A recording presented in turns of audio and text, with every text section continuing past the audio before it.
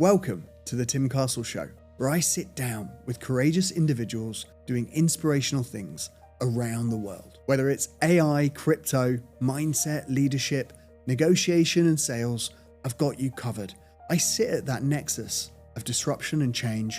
I'm loving every second of this. I really do believe this is the most abundant time that we've lived in. And if we harness what's going on correctly, we can build businesses that are going to transform our future and your lives. So come with me on this journey, meet the people. I pull back the curtain, I find out who they really are. I started off building this podcast for my sons as something they could look back on later in life and see the conversations that their dad had with people that he respected and admired, but most of all, get the lessons. And now I'm sharing those lessons with you and the reasons that people had done things, the ambition, the passion, and the hardship and their vulnerabilities. And I actually really enjoy it. This is one of the most special times as I get to sit down with people that I really would love to chat to and ask them the questions that are burning in my mind. If you are the same as me and you're pushing the limits and the edges of what you do, please like and subscribe to the show. It helps me tremendously to get new guests on the show and expand that reach so we can help more people together. All right, today's guest is one of the most respected voices in modern negotiation. She is a professor at Columbia Law School, a negotiation trainer, and she's even trained the United Nations and Fortune 500 companies. She's also best-selling author of Ask for More. This book has changed how thousands, probably millions of people, especially women, think about advocating for themselves. Her work challenges the ingrained myth that negotiation is about confrontation, pressure, and power, and it challenges that myth, which I love. I love that part because we're on the same page. So she teaches more around being effective and that the right question asked at the right time can make all the difference and change the conversation. I'm genuinely excited for this conversation. Please welcome Alex Carter to the show. Tim, thanks for having me. And I couldn't love that intro more. We are so aligned. I'm excited for this. I can't wait to have this conversation. Yes, I'm loving it already. Let's do Where this. would you like to start? Well, I think I'd like to start with when we think about negotiation, like what's your definition? Because I know that and where we do very much align is I got into negotiation to help people become better negotiators because I saw them trying to copy what they see in films like Wolf of Wall Street and the old Wall Street movie, with people banging on the fists on the boardroom table. And I know that you have a good definition for negotiation that really resonates with me. Well, I have to say, Tim, I was chuckling when you described that because that's everything we see in the media, and it makes for great entertainment. It doesn't necessarily make for great everyday negotiation. But I went to law school and I had this frame in my mind of basically a haggling process, right? Where maybe we were polite about it, but we were pretty much trading barbs and demands until we get to an agreement. And that's what I thought negotiation was until I had this moment. And the moment, Tim, was my honeymoon. So I marry another lawyer. If you can imagine that, it got to be a spicy honeymoon at times. And the two of us decided we take this beautiful Hawaiian trip. And whereabouts in Hawaii? I proposed in Hawaii. So really? yes. Kauai. Ah, you were in Kauai. Okay, yes. We were Tell me where you were. We were at Turtle Bay, on Oahu. Oh, Turtle Bay is beautiful. Well, I'm so glad that we were already married and not that my husband was proposing, because after this particular day, we might have had a different answer. But did you ever do a kayak trip, Kim? Have you ever been in a kayak? Yes, absolutely. Okay. And it went well? Yeah. I love a bit of kayaking. All right. Yeah. So not for you? Ours didn't. Okay. So here's what happens. Okay. Imagine that you have two lawyers in a kayak. All right. Okay, and the one in the back, the much larger lawyer, is supposed to be kind of driving, and the smaller lawyer in the front decides she's not excited about the way the larger lawyer in the back is driving the kayak, and she decides to do her own thing. We flipped the kayak 3 times. And so I was completely drenched by the middle of this romantic tour. So I get back in the kayak because here I am I'm actually trying to compete with my new husband in the kayak for who is going to drive this thing better. So the guide up ahead, this surfer dude, turns back to us and is like, all right, folks, let's negotiate these things to the left because we're going to hit that beach up ahead. And Tim, at that moment, I stopped actually being mad at my brand new husband, the love of my life, because I was like, I've never heard anybody use that word negotiate in that way before. And it got me thinking, if I'm negotiating my kayak toward a beach, or if I'm negotiating my way on a mountain path, what am I doing? I'm steering. And I thought to myself, this is it. It's not the twice or three times a year, we've got to get to a deal, let's bang our fists on the table. Negotiation is the everyday process of steering the relationships in our lives. And as we were kind of recovering and moving toward this beach, I started wondering what my professional life or my personal life would look like if I treated negotiation not as this haggling thing over money that I do every so often, but instead as the everyday process of pouring into my relationships, steering them, steering my career, steering my life in the direction I want to go. And when I got back from that honeymoon, we're still married, by the way, happily, and I saw opportunities to negotiate everywhere. And suddenly I felt like the mistress of my domain in a way that I had never felt before. Wow, so much happened in that one kayak. It sure did. I mean, once I dried out, it really changed my life. What a life-changing kayak. Yeah, exactly. Penny drop moments all over. So, okay, I love this. So your philosophy or your through line on negotiation is it's all about steering towards a beach or a point or a place that you want to go in however you want to Yes. spin this theory up. How does that differ from manipulation then? Like what's the difference if I'm manipulating someone versus I'm steering someone? How are we different? It's the difference is really in the goal or the intent. Manipulation, like negotiation, has multiple meanings.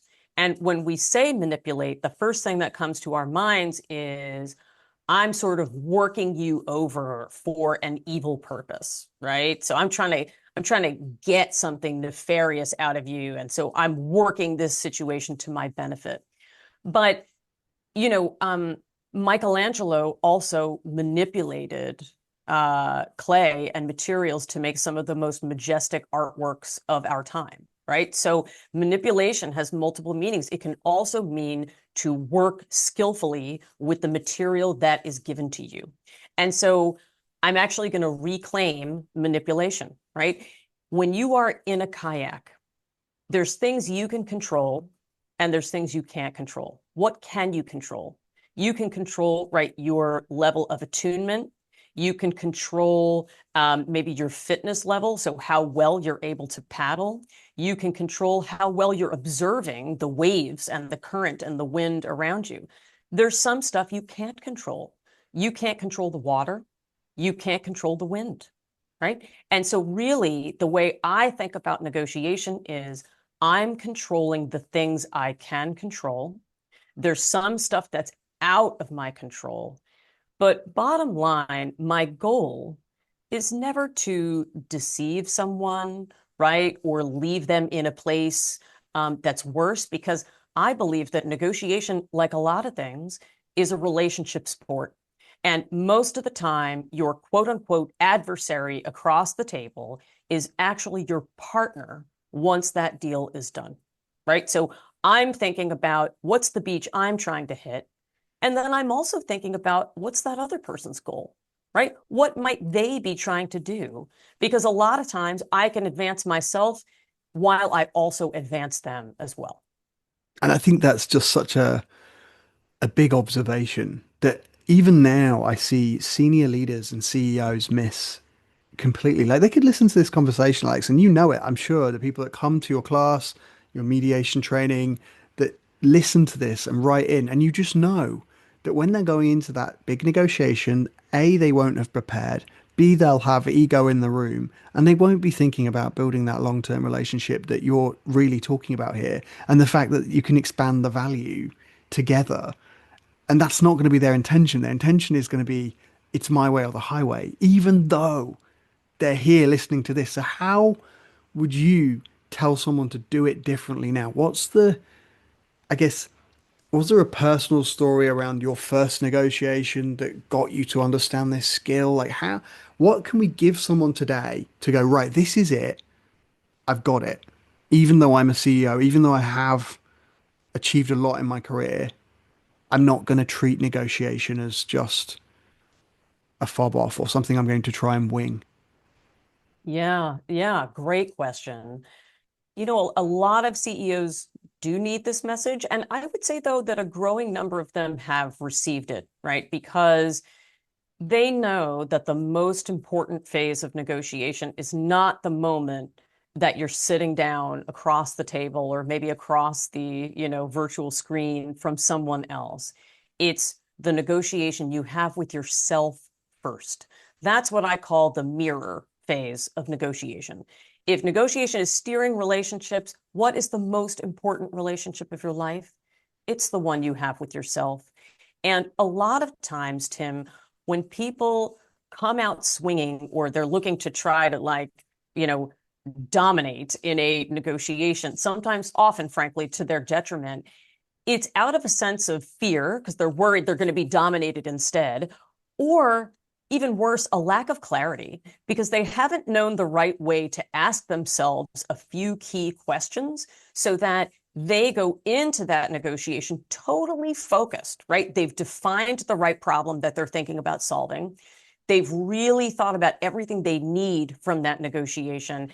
And I like to challenge people, don't just think about what you need today, okay? Because that might lead you to really try to strip that other person of every bit of value you can get and maybe make them feel absolutely terrible in the process. That gets you one deal. What are your long-term goals? What's the long-term value you could extract from this relationship, right? And when you think in a balanced way about all of the different needs you have, it often leads you to a more balanced approach that, yes, you're going to get value in the short term, but that other person is going to be saying, Tim was tough, but really fair. I would do business with him again.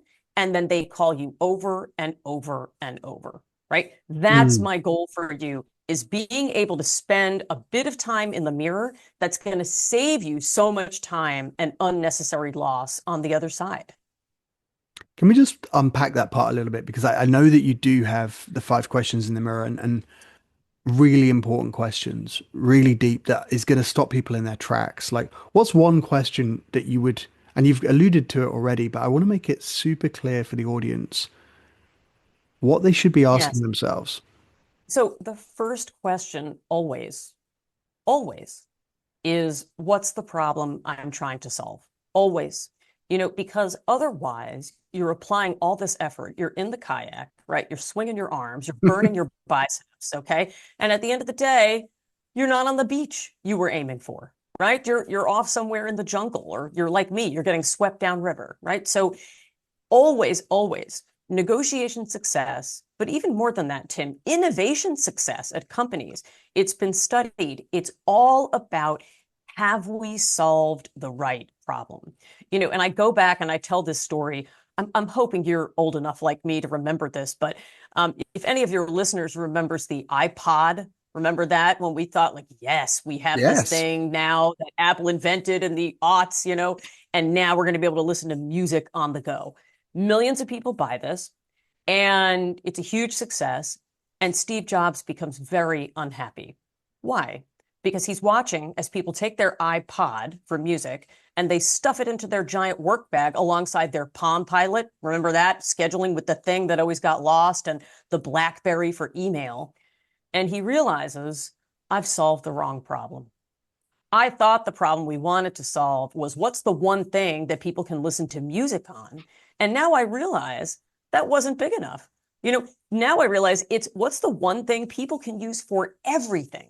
And it doesn't need a stylus. All it needs is the human finger. right? That you're going to carry with you always. So when you define the right problem, you are powerfully prepared then to go forward and to negotiate. This can also be a great way to think about going into a new job negotiation, right? Thinking about what's the problem I want to solve? Like, where am I looking to go at this stage in my career? What are the skills that I already have that I'm looking to bring to someone? What are the types of problems that I love to solve for clients or people, right? These are the types of things that when you write that down, you are so much better prepared to negotiate for yourself in that situation, right? So that is always, always the place we start first. Amazing. I love this idea that it opens up innovation. You could almost sit down and just apply this to every challenge because you're negotiating not just those salaries or those pay rises or those obvious, clear negotiations, but it's negotiating how you tackle a problem now and Yes, it really is. starting And with these questions. It's very cool. yes, if you have entrepreneurs in, listening to this, Do a indeed. lot of your success, right, is thinking about what's the problem that other people haven't solved yet, right? What problem do people have out there in the world that I could deliver a solution to?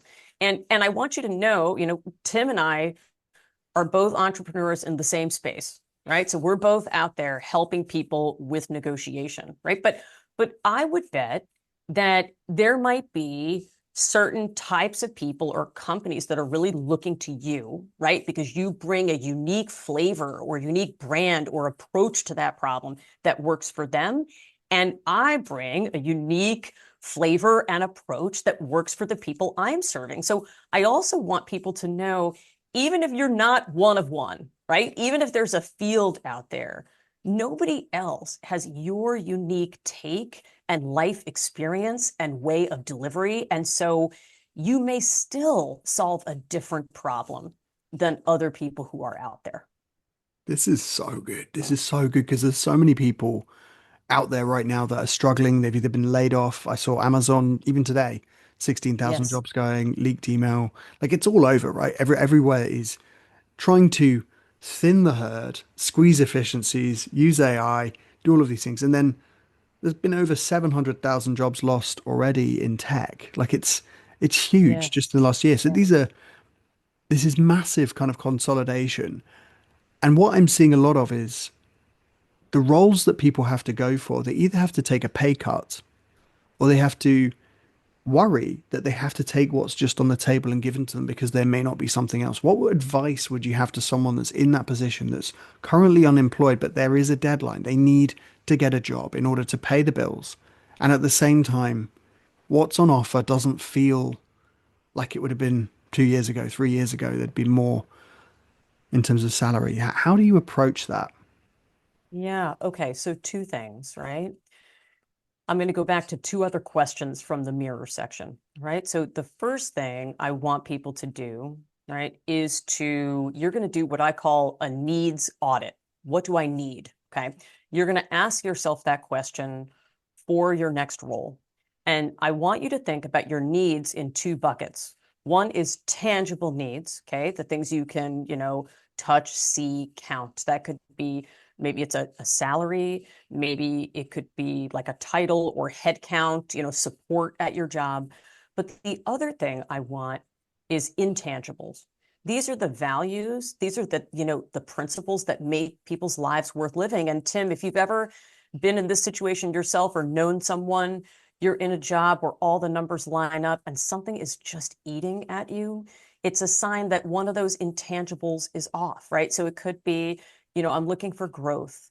I'm looking for respect. I'm looking for autonomy Oh in my this. I'm goodness, you looking just for hit my big one. Autonomy. really Yeah, yeah. autonomy. It doesn't matter what the number is. If autonomy's not there, it's not going to work. Like I need See? autonomy, like beyond. Like it's sort of like it doesn't matter. Right. Like what you said, the numbers can be magic, but if that's off, oh my goodness. Well, and is it any wonder then that you're an entrepreneur? You love It doesn't make, autonomy. yeah, it makes sense, right? Right? It makes sense, but it also probably means for you, if I were to guess, if you had a client who was repeatedly micromanaging everything you did, right? And didn't give you the autonomy to do your best work, that might not be a client you would want for the long term, right? So it's really important when you're in a corporate job or as an entrepreneur to think about those values and then to ask yourself, what does autonomy look like for me? Right. So, Tim, what autonomy looks like for you might be different than what it looks like for me. Right. But it might look like in a corporate environment, maybe somebody says, these are our broad priorities and we trust you, Tim. Right. Let us know how you think we can achieve these. Right. So, when you write down all of those needs, here's what it helps you do as a job seeker specifically. It helps you realize, first of all, there's more things than just salary. I've definitely helped people negotiate for jobs where they were staying flat on their pay or taking a pay cut, but they got something really powerful that they also needed. Maybe they got more freedom in their time to work on side projects or to take care of their health. Maybe they got more vacation. Maybe they got more autonomy, and it was worth it to them for the long run. So, first question, ask yourself, what do I need? Write down those tangibles and intangibles. Next thing is I want to build your confidence. And so there's a question that I have people ask themselves, and it's, how have I handled this successfully in the past? Because too often, Tim, we go into negotiations thinking, oh, last time this didn't go well, or what if this doesn't go well? And that's not the frame you want to be in. You want to be thinking about and writing down the last time you advocated for yourself successfully and how you did it. Because this question does two things. Number one, it acts like a power prime on your brain. So you're not going in as regular Tim, you're going in as super Tim, right? Who previously did this awesome thing. But the other thing it does is it shows you data. It shows you who you are at your best. What are your best strategies? And I've used this for people before, people being like, well, I'm not quite sure how to advocate for myself in this situation. Okay. How did you get the job in the first place, right? Maybe somebody's going for a promotion and they say, well, I just really believed in the mission of the company and I was convinced that I could contribute. I showed them how. Great. That's the blueprint for your promotion, right? So maybe you figured out, Tim, that your secret sauce, the last time you got a good job, is that you're a super great relationship person. You made relationships, you figured out who you knew at that company, and you used those relationships to get in the door, and then you built great relationships with everybody who was interviewing you. That's a clue as to how you can build a blueprint for success in this next chapter. So you take a look at what you've done well to advocate for yourself and pull those threads until you build a blueprint to then have confidence to walk into the room Yes. fully awake, fully alive with the opportunity. This is so cool because I think it even resonates at the level of doing something like this. Like I know that you yourself, you've been on many stages, many podcasts, and I know that we're having just a great talk right now, like a great conversation. It's very relaxed. We're both in the zone. But Mhm. when you first start doing like something like this, it can be quite, it's completely different, right? It's completely different feeling and It, it's quite yes. stressful. And I think that's the same thing with negotiations and especially, or even advocating for yourself, right? If you haven't done it that many times. So your strategy here is really good because you're just taking it back to when you have done it well, replaying that in your mind, being that person, that superpowered person, and then doing it more, I guess. There's a practice element there that I think can get you to Yes. mastery, to It's a excellence. feedback loop. That's exactly right. Yes. And you bring up something important, there is always a first time, right? So there was a first time that I took the keynote stage. Um, and if I look back to say, how have I handled this in the past? I wouldn't have had something exactly like that. But I started thinking, like, well, what am I doing? I'm just conveying a message. And Mhm. Alex, how have you conveyed a message before? And I thought about it and I thought, yeah, my classroom teaching is conveying a message. People call me for advice all the time because I can convey a message really well. I give really good advice. And I'm just doing that for a larger group of people. That's all I'm doing. And here's where I'll tell you a secret, Tim. I've done a lot of speaking. Okay. They say 10,000 hours for mastery. I haven't counted it up. I've done many, many thousands of hours of speaking. I did a TEDx talk in 2024. And let me just tell you, okay, these were all very accomplished speakers who were getting on that stage. If you walked backstage 2 hours before, you would have seen a bunch of people freaking out. Okay, this was not calm. I'll let you know. I was so nervous for that talk. I forgot my pants at the hotel. Okay, I almost had to Huh? deliver my talk in sweatpants because I was so nervous.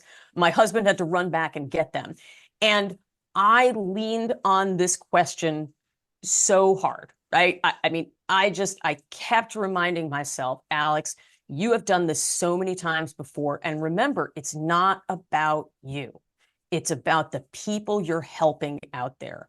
This is not about you, right? And focusing on those things gave me the confidence to go out onto that red dot. And instead of passing out, I had the most fun 13 minutes of my life. And it was because of the intense work that I did beforehand, reminding myself, you have done this. You were born to do this. Go do it and serve people. This is who we are. This is what we do. Yeah. That's the mindset. So why do people freeze up then? If they've got that, right, and they've got the mindset, and say there's someone that's had, say, 5 negotiations in their life, big ones, and they're looking to upskill. Why do people fear hearing the word no? Like, and they start to freeze? Like, how would you reframe that? Oh, yes. No is a big thing. And may I say, no can be hard for everyone. Speaking to the women in the audience here, I think sometimes we have a tendency to see no as a referendum on our self-worth, right? That somehow it means that there's something fundamentally wrong with who we are or what we are offering, okay? And what I want people to know is that no is often not about you, okay? First of all, no could mean somebody doesn't have the information yet to understand what you're offering. No could mean you've reached the wrong person. No could mean the timing wasn't great, right? And so I want to encourage people that no, first of all, one no, let's talk about this. One no, even two no's, maybe three no's, is not a statistically relevant data set. Okay. So I've known entrepreneurs who went out and they called me in a panic and said, Alex, two people said no. And I was like, okay, right? If a study came out saying two people, found harm from this drug, would anybody pay attention? That is not statistically relevant, right? So let's analyze the data and let's learn from it, right? And figure out what do we do for the third person, all right? So I would encourage people, if you get a no, I have a question I'd like you to ask, okay? The question is not why. I do not ask why, because why, Tim, puts people on the defensive. I send you a Mm. proposal and you're like, no. And I say, why don't you like it? I instantly sound defensive, right? And accusatory. Okay. I don't sound like the lion. I know you talk about people being the lion. I sound like the little dog, you know? So instead, I like to ask people, what are your concerns? Right? We can't promote you this year. What are your concerns? No, that proposal is not going to work for us. What are your concerns? And I'll tell you a quick story, Tim. My book was published May of 2020. Super calm time in the world, nothing much going on. Here it is. Let me just let you know that in January and February of 2020, I was like, Alex, you are smoking this. Okay. I had been booked on the Mel Robbins show. I Oh, had nice. a tour across the country. Okay. I had all this stuff going on. I was like, I'm going to sell a ton of books. Super pumped. Okay. Mid-March, everything shuts down and my entire tour goes virtual, right? And I had all of these in-person events, and one by one, people called me and they're like, yeah, so we're canceling the event. And I would ask folks, what about virtual? And I got so many no's that I'll tell you what I did. The first thing I did is I put my head down on my desk and I cried my face off. Okay. So that's the first thing I did. Then I wiped my face and I was like, Alex, you wrote a book on negotiation. Get out and do the thing. So I called every single one of those people and I said, you said no to a virtual event. What's your concern? And the first person said, we're so strapped, we don't have staff to run it. And I was like, oh, you know, I do. Would it make a difference if I gave you a Zoom link and my team administered it? And they were like, yeah, actually, that would be great. Okay, send us the email and we can send it out to everybody. Boom. Okay, first event. Second person was like, yeah, we're just not sure that negotiation is what, people want to focus at that time. And I said, oh, that's interesting. So you're not sure if people want this. How might you find that out? And they were like, oh, well, I guess we could do a quick survey of top leadership. Turned out they did want negotiation, right? And so they had the event. One by one, I watched as one question turned something into total mutual value, right? Again, I'm not looking to manipulate the situation so I'm selling books and do nothing else. I was convinced that I had something of value to offer people at that particular time, and I tailored it to them, right? How can you negotiate through this time with these unique challenges? And just by asking, what are your concerns? We flipped a no to a yes. But even if it's not a yes, even if somebody says, we can't promote you this year, Alex, and I say, what are your concerns? Maybe they say, well, actually, right, nobody's ever been promoted from this department, and a lot of people don't understand what you do. Great, Tim, how might I help you make that case? Who should we talk to together? What do you think is the information that people would need to be able to make a decision like that? What's the timeline? And instantly we go from no to then an action plan. The key is always questions. Amazing.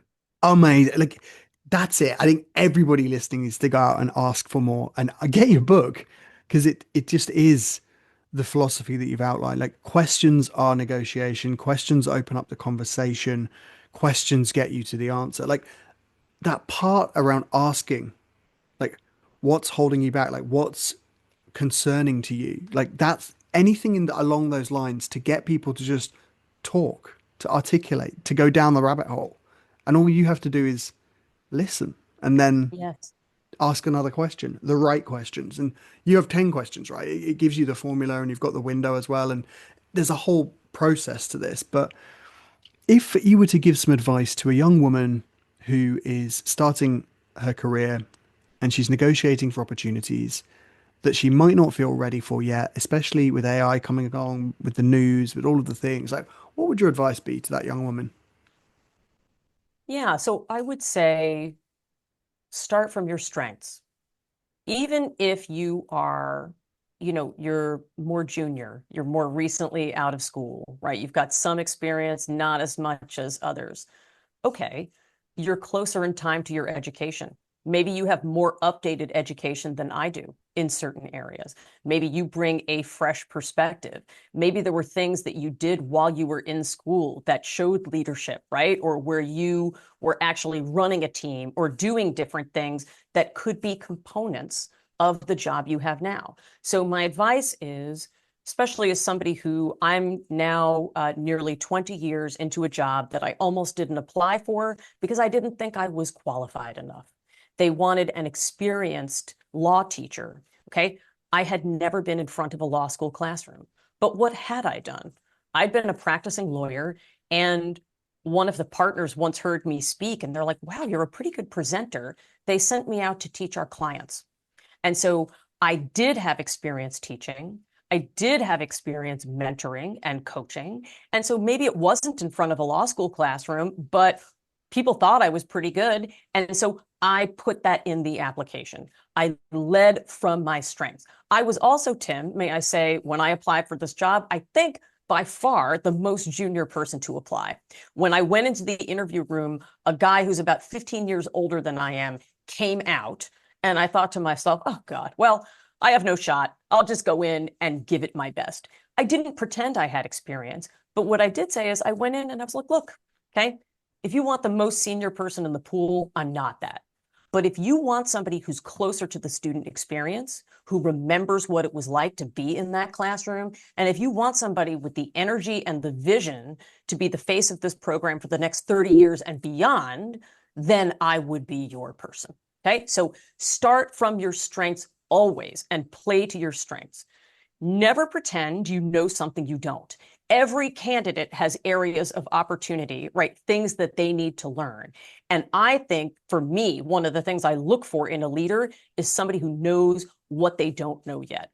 Number three, ask a lot of questions. Tell me more about how the company sees this role, right? What would a superstar performance look like in this role? What are your top priorities for this role? The more information you have, the more you can pitch yourself in such a way that you are going to bring value. Last thing I want you to know, you don't need to know everything to be fantastic in that role. I speak to women all the time, even senior women who get put into positions. This one woman was a fantastic lawyer. All of a sudden, they're like, we want you to run the whole UK. She's like, Alex, I've never run a whole team like this across an entire nation. And I said, yeah, but you ran a huge team as the head of your department before. You don't have to have done exactly this thing to know how to do it, right? You have the talents to figure out what you don't yet know. So bet on yourself, and likely they may bet on you too.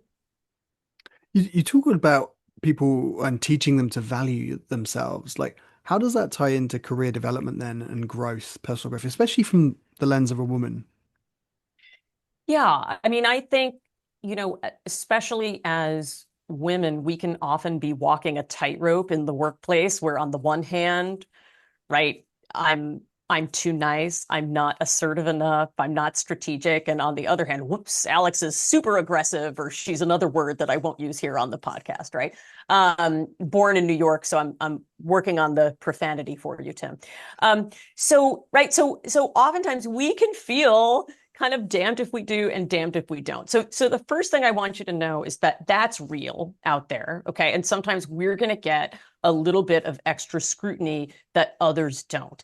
Now, that doesn't mean necessarily that that we can't be fabulously successful. Once again, I think if you lean into the best of what makes you great, okay, and you simultaneously work on creating value for others, right? I call it the we, right? Here's what I'm working on, and here's how we are all going to benefit. That is a fantastic way, not just for women, frankly, for all of us, to be confident in who we are, grounded in our strengths, and also to let people know I want everybody around me to shine, right? And when I elevate myself, I'm bringing you with me, right? In fact, Tim, can I tell one last story for Of the women course. in the audience? Okay. I want you guys to know, all of you, that, you know, despite the fact that I wrote a book called Ask for More, I didn't always feel confident using the full power of my negotiation skills for myself. I used to be much more comfortable advocating for others, like my clients or my colleagues or family or friends. But the first time I ever negotiated for myself, I got a really good offer. I almost accepted it, but I didn't. I said, I'm going to run my numbers. I'll call you back. I called a senior woman and I asked her what I should do. And she was like, Alex, I'm going to tell you what to do. Here's where the title of the book comes. You're going to get back in there and you're going to ask for more. And here's why. When you teach someone how to value you, you are teaching them how to value all of us. So if you're not going to go in and do it for yourself, I want you to do it for the woman who is coming after you. Do it for the sisterhood. And so to the women out there, know that when you negotiate, and you're going to do it in a confident and collaborative way, okay?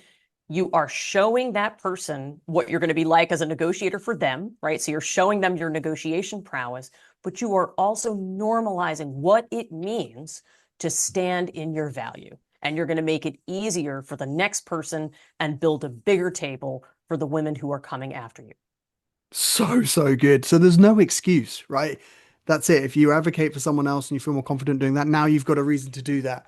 If you're confident to go and self-advocate, you've not another reason to that. Alex is telling you to get out there and to start asking for more. I don't even need to ask my next question which is what is something that you tell each audience member to do after listening to this conversation? I think it's apparent that they're going to go out and ask for more, and especially for the women. One point that I thought was beautifully made that I saw you make was there's a question here that says, can we just assume the best of each other going forward? Mhm. And does that apply if someone's giving you, because this is great. Now everyone's heard you, Alex. They understand how to negotiate. They understand the questions to ask. But what if someone hasn't and now they're combative and you meet that person that hasn't been upskilled? Can we assume the best of each other going forward? Is that what that's for? Is it for then? Or is it, at what point would you use that question? Because I just thought it was absolute magic.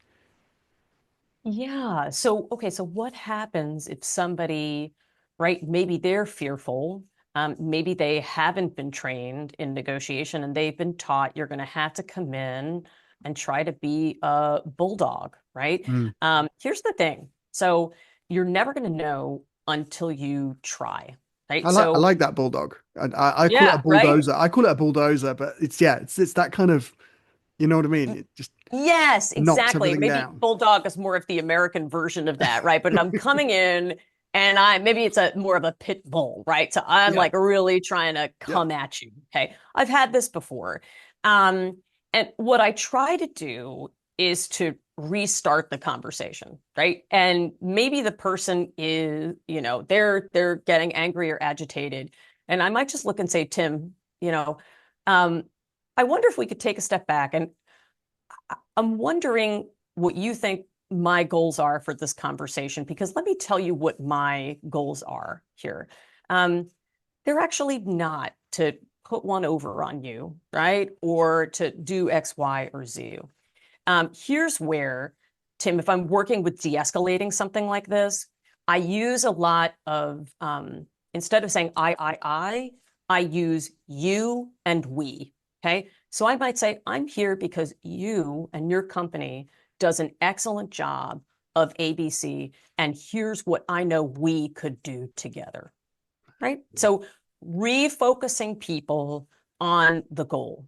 The other thing I do if people are getting really heated or freaked out is I stop asking questions and I just start summarizing what they're saying. Okay. Even if they're angry and they're like, this is BS, this is BS, this is BS. I'm trying not to curse on your podcast, right?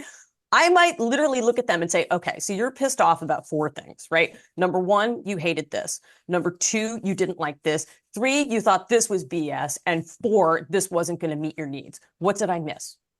The power of doing that is tremendous. Sometimes people hear their own words, they hear that you're trying to understand them, and magically the steam comes off the kettle and we have reduced the temperature. Now, if you try a bunch of these interventions and somebody's really not productive, then the point of the questions is you tried. And then I often will say, listen, it seems like we may not be able to get to a productive place today. Once again, Tim, I want you to know that my goal is actually to craft something that's going to deliver value for you too. So when you're ready to have that conversation, I would welcome it. Give me a call. And I exit. Oh Give my them time to goodness. think about it. Yeah, and you're still steering even in the exit. The exit commands respect because Right. you're not going to lower your standard. You're still reducing the emotional temperature of the room because you're walking away, but you're giving an Yes. option to come back if they play by the steering nature, the conversational nature, the long-term relationship, the value creation that you've intended from the first place. Yeah, right. Like, here's what I'm seeing as the goal. And if and when you're ready to work toward that goal, I'd love to have that conversation. Right? So the last question, tell me what is the mediation clinic and how did that come about? Oh, okay, sure. Well, the mediation clinic at Columbia started in the mid 1990s, as a response to a couple things. One, like a tremendous number of litigation cases being filed in the US and people having very long delays in the court, but also a sense that there might be better ways for people to resolve their problems. I mean, think about business owners, entrepreneurs, corporations. Is litigation with its cost, and keeping all of your executives tied up, is that the best way to resolve a dispute? For the vast majority of people, the answer is no. And so what we do in the mediation clinic is we help people who are already in court figure out a way to make a deal that works for both sides. and settle the case so that they can go back to the important work they're doing and the lives they want to lead. And so what I do in the clinic, fortunately or unfortunately, is I help people whose negotiations are pretty far gone at that point, right? Mm. They haven't been successful and now they've had to incur this cost and go to court. And what I found is the questions that I was asking people in those mediations were what broke them wide open and enabled people to make deals. And I wanted everyday folks out there to have those questions earlier so that you don't have to see me in court, so that you are empowered to resolve issues before they get to that point, but also just to use them to advocate for yourself and make your life better, make it what you want to be. So it's really a mediator's take on negotiation. I've seen what works for high stakes, emotional, protracted, difficult disputes, and I've helped you apply it to the everyday situations you're going to face in your life. Definitely. Yeah. You've been at the coalface, you've had those experiences, and now you've consolidated it all into this practical and immediately implementable book. Like at the end of the day, that's what your book does. It's there for I can see it. It's there to help people get better at negotiation. I have absolutely loved this conversation. Now you've got a huge following on some platforms. How will people reach you? Like where do you want them to go? Sure. I mean, you can find my website at alexcarterasks.com, or the Ask for More group, where I work with a number of trainers and we help people all over the world. You can also find me on LinkedIn and on Instagram as Alexandra B. Carter. I'm also the mom of a teenage girl, and as you've heard, the wife of another lawyer. So if you're there for some of the mom content, you're going to find that on Instagram. And I give a lot of negotiation advice there and on LinkedIn as well. And my TED Talk, actually, my TEDx talk was promoted to TED in 2024. And you can find it. It's called How to Ask for More and Get It. It's got millions of views. I'm going to put it all Yes. in the show notes. I'm going to make sure it's easily accessible to everyone. Thank you, Alex, for the impact you're having on the world. Thank you for doing the work that you do. I think for me, today's conversation has really shown that asking for more, it's not selfish, it's strategic, it's the right thing to do, it's how we should be approaching it. And I love these questions. I love these questions. One, because I get to talk to a lot of negotiators, and I'm sure you do. And Mhm. two, because what my goal is, and I can see it shining out of you, it's the same goal. You want to help people tomorrow, not just in 6 months, not just it's tomorrow. You can take this and ask, what concerns do you have right now? And you can start getting answers right away.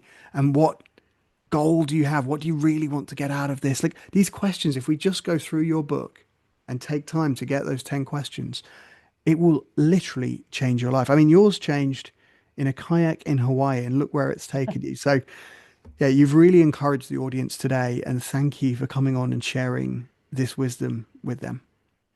Thanks, Tim, for all of your preparation. I have to say, you're one of the most prepared podcast interviewers I have ever met, and for creating such a great space to have a great conversation. Happy to come back anytime.